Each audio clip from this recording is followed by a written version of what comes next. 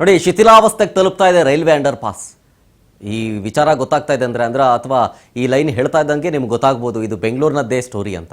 ಹೌದು, ಜೀವ ಭಯದಲ್ಲೇ ಸಾರ್ವಜನಿಕರು ಓಡಾಡಬೇಕಾದಂಥ ಪರಿಸ್ಥಿತಿ ನಮ್ಮ ಬೆಂಗಳೂರಿನ ಚಾಮರಾಜಪೇಟೆಯ ವ್ಯವಸ್ಥೆ ಇದು.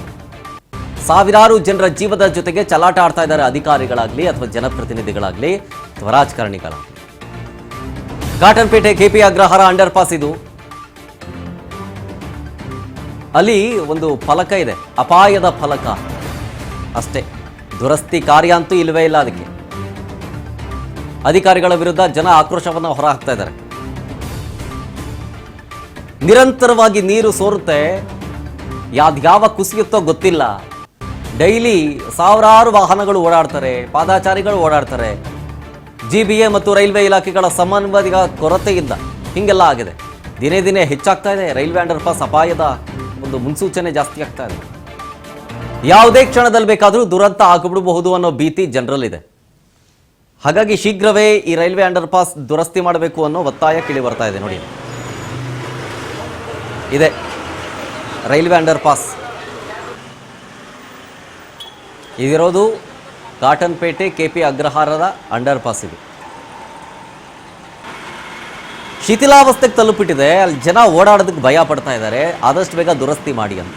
ಅಲ್ಲಿನ ಪರಿಸ್ಥಿತಿ ಕುರಿತು ನಮ್ಮ ಪ್ರತಿನಿಧಿ ರವಿಚಂದ್ರ ಒಂದು ಪ್ರತ್ಯಕ್ಷ ವರದಿ ಕೊಟ್ಟಿದ್ದಾರೆ. ನೋಡಿ, ಸದ್ಯ ನಾನೀಗಿರೋದು ಕಾಟನ್ಪೇಟೆಯಲ್ಲಿ ನೋಡ್ಬೋದು. ನನ್ನ ಹಿಂದೆ ಕಾಟನ್ಪೇಟೆಯಲ್ಲಿರುವಂಥ ವಾರ್ಡ್ ನಂಬರ್ 120ರಲ್ಲಿ 11ನೇ ಮುಖ್ಯ ರಸ್ತೆ. ಇದು KP ಆಗ್ರಾ ಆಗಿರುತ್ತೆ. ಈ ಕಡೆಯಿಂದ ರೈಲ್ವೆ ಸ್ಟೇಷನ್ ಇರುತ್ತೆ. ಸಾಕಷ್ಟು ಜನ ಪ್ರತಿನಿತ್ಯ ತಿರುಗುವಂಥ ಈ ಸ್ಥಳ. ಇನ್ನೊಂದು ಏನೋ ಕರ್ಮಕಾಂಡ ಅಂದರೆ ನೋಡ್ಬೋದು, ಹಳೆಯ ಸೇತುವೆ. ಇದು ತುಂಬ ಹಳೆಯ ಸೇತುವೆ ಅಂತಲೇ ಹೇಳ್ಬೋದು. ಅದಕ್ಕೆ ಇಟ್ಬಿಟ್ಟಿದೆ ಫುಲ್ಲು. ಯಾಕಂದರೆ ಯಾವಾಗ ಕುಸಿತ ಅಂತಲೇ ಹೇಳೋಕ್ಕಾಗಲ್ಲ. ಒಂದು ಕಡೆ ನೋಡ್ಬೋದು, ಇಲ್ಲೇ ಕಸ ಏನೋ ರಾಶಿ ಹಾಕಿದ್ದಾರೆ. ಒಂದು ಕಡೆ ನೋಡಿದ್ರೆ BBMP ಅಂತೂ ಯಾವುದು ಕ್ಲಿಯರ್ ಮಾಡ್ತಾ ಇಲ್ಲ. ಹೀಗಾಗಿ ತುಂಬ ಸಾಕಷ್ಟು ಕಸ ಬಿದ್ದಿದೆ ಸೇತುವೆ ಹತ್ತಿರ. ನೋಡ್ಬೋದು GBA ಎಡವಟ್ಟು. ನೋಡಿ, GBA ಎಲ್ಲಿ ಹೋದ್ರು ಏನೋ ಅಭಿವೃದ್ಧಿ ಅಂತಾರೆ. ಇಲ್ಲಿ ನೋಡಿ, ರಾಶಿ ಕಸ ಬಿದ್ದಿದೆ. ಯಾವುದೇ ಏನೋ ಇಲ್ಲಿ ವಾರ್ಡ್ ಮೆಂಬರ್ ಆಗಲಿ ಅಥವಾ ಏನೋ ಪೌರ ಕಾರ್ಮಿಕರು ಯಾವುದೇ ಸ್ವಚ್ಛತೆ ಮಾಡ್ತಾ ಇಲ್ಲ. ಇನ್ನೊಂದು ನೋಡ್ಬೋದು, ಇದು ಏನೋ ಕರೆಂಟ್ ಮೇನ್ ಸರ್ವಿಸ್ ವೈರ್ ಇದಾಗಿರುತ್ತೆ. ಇದು ಏನೋ ಕಬ್ಬಿಣದು. ಹಾಗಾಗಿ ಇದು ಏನೋ ಮಳೆ ಬಂದ ಸಂದರ್ಭದಲ್ಲಿ ಬಹಳ ಡೇಂಜರು.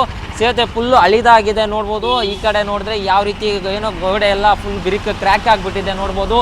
ಎಲ್ಲ ಕರೆಂಟ್ ವೈರು ನೋಡ್ಬೋದು, ಎಲ್ಲ ಅಲ್ಲೆಲ್ಲೇ ಕಟ್ಟಾಗಿದೆ. ಇದು ಹಳೆಯ ಸೇತುವೆ ಆಗಿರುತ್ತೆ. ಹಾಗಾಗಿ ನೋಡ್ಬೋದು ಯಾವ ರೀತಿ ಫುಲ್ಲು ಎಲ್ಲ ಸೇತುವೆ ಕುಸಿಯೋ ಹಂತದಲ್ಲಿ ಇದೆ. ಯಾವಾಗ ಕುಸಿತೆ ಅಂತ ಹೇಳೋಕ್ಕಾಗಲ್ಲ. ಇನ್ನೊಂದು ನೋಡೋದಾದರೆ ನೋಡ್ಬೋದು ಯಾವ ರೀತಿ ದೃಶ್ಯ. ಒಂದು ಕಡೆ ನೀವು ವಾಟರ್ ಪೈಪ್ ಇದೆ, ಇನ್ನೊಂದು ಕಡೆ ನೋಡಿದ್ರೆ ಇದು ಕರೆಂಟ್ ಮೇಲ್ಗಡೆ ಇರೋದು ಕರೆಂಟ್ ಸಪ್ಲೈ ವೈರ್ ಇರುತ್ತೆ. ಹಾಗಾಗಿ ನೋಡ್ಬೋದು ಯಾವ ರೀತಿ ಸೇತುವೆ ಕೆಳಗಡೆ ಇರುವಂಥ ಕರೆಂಟ್ ಪಾಸಿಗೆ ಇದು ಮಾಡಿದ್ದಾರೆ. ಅದೆಲ್ಲ ಅಲ್ಲೆಲ್ಲ ಕಟ್ಟಾಗಿರುತ್ತೆ.